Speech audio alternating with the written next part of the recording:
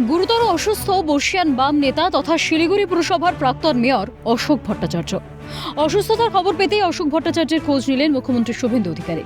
বাড়িতে পড়ে গিয়ে মাথায় চোট পান অশোক ভট্টাচার্য। প্রচুর রক্তক্ষরণ হয় বলে সূত্রের খবর। বর্তমানে শিলিগুড়ির বেসরকারি হাসপাতালে ভর্তি রয়েছেন তিনি। রবিবার অশোক ভট্টাচার্যকে হাসপাতালে দেখতে যান রাজ্যের মন্ত্রী শঙ্কর ঘোষ। শঙ্কর ঘোষের মাধ্যমেই অশোক ভট্টাচার্যের সঙ্গে ফোনে কথা বলেন মুখ্যমন্ত্রী শুভেন্দু অধিকারী। ফোন কলে কথা হয় দুজনের। মুখ্যমন্ত্রীকে শুভেচ্ছা বার্তা জানান বর্ষিয়ান সিপিএম নেতা অশোক ভট্টাচার্য। মুখ্যমন্ত্রী জানান তিনি উত্তরবঙ্গে গেলে দেখা করবেন। চলতি মাসের 16-17 তারিখ কার্শিয়াং যেতে পারেন তিনি।